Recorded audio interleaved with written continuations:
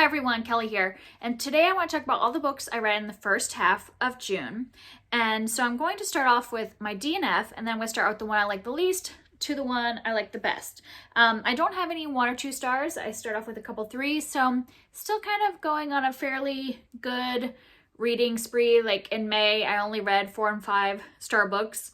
I had a couple 3s so far this month, but I want to highlight that I have a DNF because I'm just trying to, if I'm not enjoying a book, put it down. But I don't need to finish every book I start if I'm just not enjoying it. So there's nothing objectively wrong with this book. It just was not going to work for me. I was going to end up rating it low because it wasn't my style. So I put it down. And that was Spear by Nicola Griffith. This is a new release. It's a novella. It's very short. And this is like a Arthurian legend kind of retelling. And yeah, it was just the writing style was not for me. It is very flowery. Like I was reading through it and I just was like finding myself, I would get through a couple pages. I'm like, I literally don't remember anything that just happened or couldn't explain what just happened. It just was not absorbing at all because the language was just a little more pretty and more, stylized than what I needed in my books. So if you like that kind of writing and you like Arthurian legends, maybe this is one to pick up. It just was not for me. So I was like, I don't want to give this new release like 2 stars when there's probably nothing wrong with the book. It just really is not my style. So put it down, moved on. And then for my 3 stars, the first one I want to talk about is a book that I read with my daughter. My husband and I and my daughter all were reading The Land of Stories. The second book in the series is called The Enchantress Returns by Colfer. And I really did enjoy the first book, which is called The Wishing Spell. And so we were moving on to the next one. We listened to this on audio. And Colfer narrates these, and I really do enjoy his narration, like the way he does all the voices and everything. So that was what was kind of like keeping me involved in this one, but I just wasn't really interested. Neither was my husband. We listened to a lot of this, like half of this on our road trip down to visit my parents last week. And when we got to the end, we're both like, yeah, I don't think we're going to continue. My daughter's actually listening to the 3rd book right now by herself, and I'm just going to let her finish it on her own, but I'm not going to continue. And the main reason was, this is all about these 2 twins who can go into the Land of Stories, which is like, where there's Cinderella and, Snow White and all of the like fairy tales. There's actually a world where all those exist, and they are able to go into that world. And it's just the reason I'm not going to continue is that these are just very formulaic. I enjoyed it the first time, but when we read the second one, my husband and I were both like, this is basically the exact same book again. And there's 6 books in the series. If it was only a trilogy, I would probably continue and listen to it with her. But knowing there's 6 books, I'm like, what if it's all just 6 books that are the exact same book? And that's fine. If you're, she's 7 years old, she's liking the way they are. But for me as an adult, I just don't want to read the same book over and over again. And also there's like no subtlety in these at all, which, like I said, it works for kids, but doesn't necessarily work for adults. Like he explains everything. Like the villain monologues are very long. The villains explain everything that they're doing, their whole plans. There's just not subtlety or nuance in the story. And as an adult, I'm just not enjoying it anymore. It was fine for like the first book. I liked all the like, dipping into all the fairy tale stories and characters and all that. But by the end of the second book, and these are long ones, I just couldn't handle the lack of subtlety as well. And so I'm not going to continue. I will tell you in terms of like appropriateness for kids, for parents, warning, there's a character who is very obviously drunk. I don't think it uses the word drunk, but you can tell that they are drinking something and then slurring their words and all that stuff. And that's a character that has a big chunk of space in the book. And there's also some curse words, like they use the D word several times in this one. I can't remember if there were other ones. I definitely remember the D word being used several times. And there's a couple other times when there's sayings in the book that relate to kind of like curse words and things that are inappropriate, but he's changed them in here to make them like okay for kids. But like, yeah, it just depends on you as a parent, what you are okay with, that it's like so closely related to that curse word, if you know what I mean. So that's just parental warnings on that. And then the other 3-star book that I read was Cleopatra by Stacy Schiff. This is a biography of Cleopatra. And I gave this 3 stars because it was very dry for me. I didn't really enjoy it. I really felt like I was pushing through. But I still appreciate that I read this book because I liked learning the information about Cleopatra. I just would have rather a book that was a little more appealing to me in terms of writing style. She obviously did a lot of research and gives a lot of information, but it's just written so dryly for me. I had to kind of make myself to continue to read it. And I know there were a lot of things that I didn't absorb because I would just space out because I was not interested at all in the way it was written. So not a complete success for me. And now let's move on to my 4-star books. So I had several of these. So first I read 2 different novellas that are in this Courtney Milan collection. So I'm actually going to put the pictures up as I talk about them. So the first one is called The Lady Always Wins. So I read this one first, and this one was really short. I don't even know what's smaller than a novella. It was longer than a short story, but probably, I think in here it was only 60 pages or something. So really short. And this one was they're both historical romances.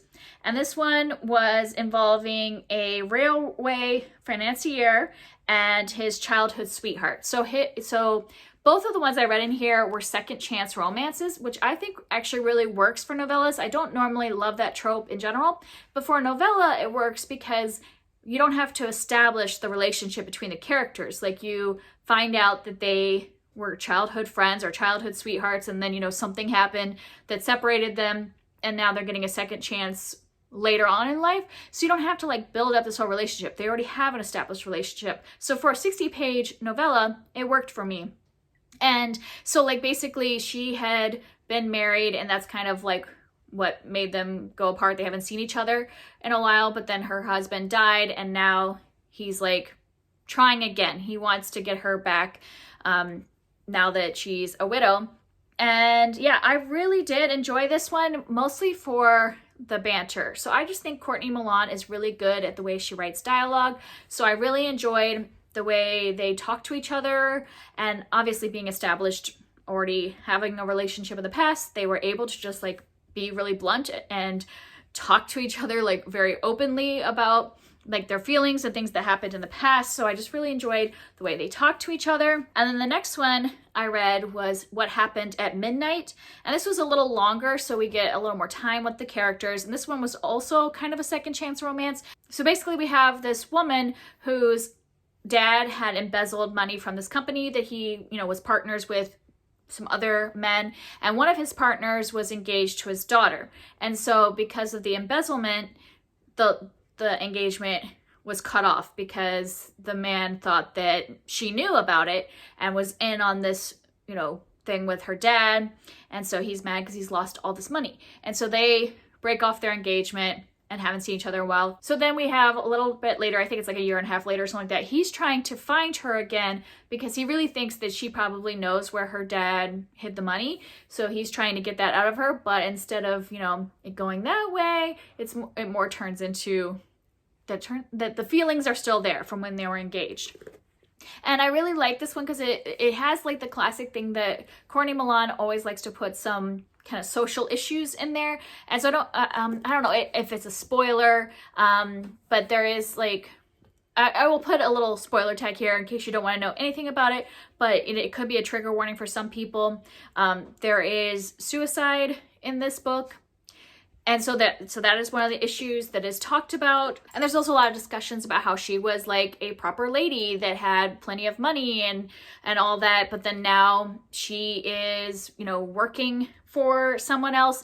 And there are a lot of issues with she is a lady's companion, and there's a lot of issues with her, the husband of the woman who she's the lady's companion for. And so it kind of shows how women at the time that were working didn't necessarily have a lot of say. They don't necessarily, her being a lady's companion, she relies on that job for her room and board. So she can't just leave it. And so there are those kind of social issues going on. And I don't know that I like the dialogue as much in this one, but I did like the social issues. So both of those got a 4-star for me. I just really like Courtney Milan and her writing, so I will continue to read her books, but these weren't my favorite of her novellas so far, but still enjoyable. I would highly recommend her if you want historical romance that has like social issues and witty dialogue. So those are the 2 things I love about her. And then going on along with more historical romance, I finally finished The Siren of Sussex by Mimi Matthews. I've been reading this for months. For some reason, I just wasn't getting through it, but this month I have just been loving romance books, so this was just the time to pick it up and fly through it, the rest of it. Like, it took me forever to get through the first, almost half, and then just flew through the rest of the half in like a couple days. But this is a historical romance that involves a woman named Evelyn who she is having her like, what is that called when they come out in society, and she has her season. So she's in her first season and she only gets 1 season because that's all her family can afford. And so she has to find a husband because she is the older sister. There is one older sister that we learn in the book like what happens to her older sister and why everything is relying on Evelyn to make a good match to help her sisters that are coming up in their seasons to come.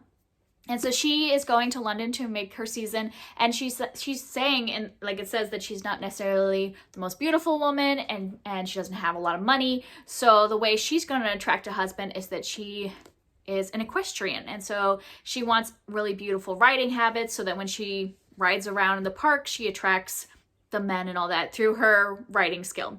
And so she needs to go and find somebody to make her habits and goes to this tailor. And the tailor is a man named Ahmad, and he is half Indian and half English. And so at that time in society, he was having a hard time, building his reputation because, a lot of the clients wouldn't necessarily want to come to someone that looked like him. And so he's building this name for himself.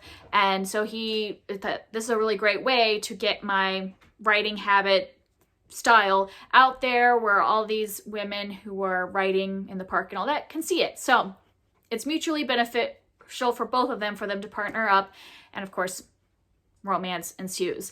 So these are way Mimi Matthews does romances. There's no sex scenes, so the most you're gonna get in these is kissing. So it is a very slow burn romance, but I enjoyed both of the main characters in this. I liked their relationship and the way it developed over the story. I really liked having a main character who was an equestrian, because I don't think I've ever read a book where that was like such a focus, having horses and kind of the discussion of writing, and especially at that time period when women were writing in these huge outfits and all that. So I enjoyed a lot of the parts of this. I will continue to read Mimi Matthews. I feel bad that it took so long to read this, but I just think I wasn't in the romance mood until this month, but I still end up really enjoying it. And I actually cannot wait until the second book comes out. It comes out later this year because I kind of think I know who the couple is gonna be. Like, we met there's a bunch of girls that are young ladies that are friends with Evelyn, and I think all the books in the series are gonna be like those women in this group of friends. But then we also met the like love interest, I'm pretty sure, in this book. And if it's if the guy I'm thinking about is the love interest in the second book, I'm super excited because I just think that they're gonna have a fun relationship, that the people in the next book are going to be a fun one to read. So I'm looking forward to that. And then next I picked up Persuasion by Jane Austen. I had read Pride and Prejudice in May and really enjoyed it, so I just wanted to keep on with Jane Austen and read all of her books. I'm going to continue because I know we have Jane Austen July coming up, so I'm going to read another one of her books next month as well. And Persuasion, I wanted to pick it up because I already owned it and because it's my favorite of the movie adaptations. I really like the BBC version, and it is definitely different than the book. But I really enjoyed this book as well. Like, I gave it 4 stars instead of 5 stars because if I was comparing it with Pride and Prejudice, I just like absolutely enjoyed every moment of Pride and Prejudice. I loved all the side characters. I was very involved in what was happening in every single character's lives and what was going on. I enjoyed all of them, even if they were like not people you're supposed to like, but I just enjoyed their characters. And this one, it took me a while to even though I'd seen the movie and knew a lot of the side characters, it took me a long time to really like grow any kind of attachment or enjoy hearing about the side characters. Towards the end, I was starting to be like, okay, I'm getting more interested in all the characters. But yeah, it just didn't absorb me as much as Pride and Prejudice did, but I still really enjoyed this. And I'm excited to continue to be reading Jane Austen books.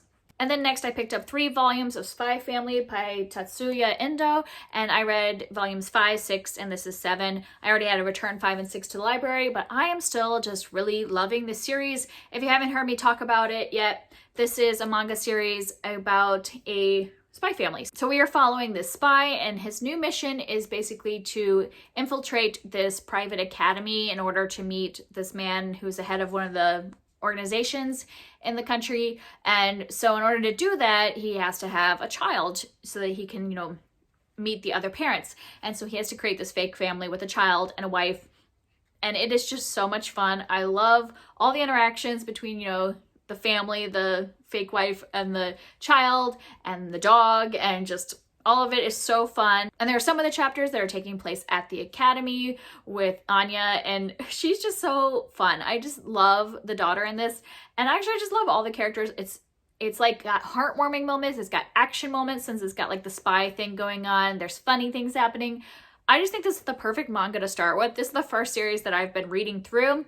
This is the last volume that's out in English. I think you can read more in English online, but I'm probably gonna wait until they come out physically because I enjoy reading or seeing the art physically instead of having to like magnify it on my phone or something. But yeah, I just really enjoyed all 7 volumes that I have read of this and would highly recommend it. If you haven't tried manga yet, this is a good one to start with because it's a lot of fun. And then next, because I've just been reading a lot of romance this month, I picked up Just Haven't Met You Yet by Sophie Cousens. And this is a contemporary romance. And I just feel like this cover does not do it justice because this was so fun and it was like taking place on an island. And I feel like they could have like done better marketing if they had like an island scene.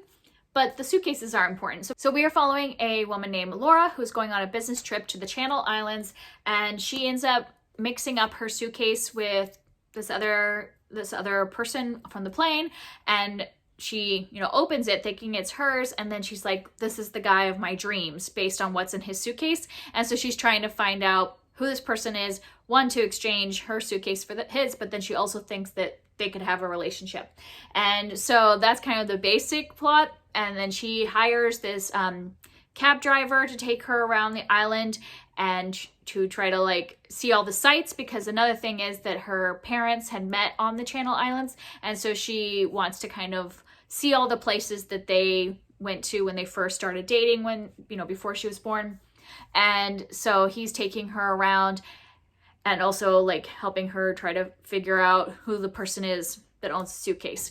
And this was just fun and enjoyable, and I really liked the romance. It's a very slow burn romance, and so nothing really happens till towards the end. If you're not someone that likes a lot of sex scenes, this is fade to black. Like they're not detailed at all. Like there's more than kissing, but it is very much almost like a romantic comedy type thing where fade to black happens on those scenes. And just in general, I really enjoy this. So I would recommend it if you just want a fun kind of almost summery type of romance, because it is set in that like island, beachfront type of setting. So I would highly recommend that. And then my last 4-star read was The Seventh Bride by T. Kingfisher. And I just really enjoy this author. Her humor works for me.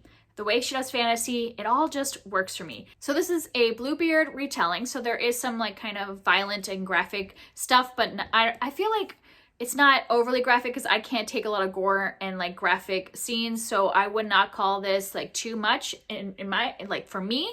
And it also is broken up. A lot of the intense scenes and some of the more graphic things are broken up by comedic moments. So if you think you can handle that, I think this is a lot of fun. So basically we are following a woman named Rhea. Well, she's actually only a teenager. I think she's only 16 or something. And she is told that she has to marry this lord. And, her parents need the money from that. And so they're mill workers. And so she agrees to do it, even though she doesn't want to marry this random person that lives far away from her family and all that. So she's sent to this house. It's definitely like a creepy house that he lives in, and then finds out that he has a bunch of other wives. I want to see if that's actually...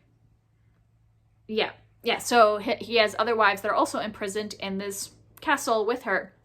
And she's trying to figure out how to get out of this marriage and, save herself and from a whatever fate is happening to these wives.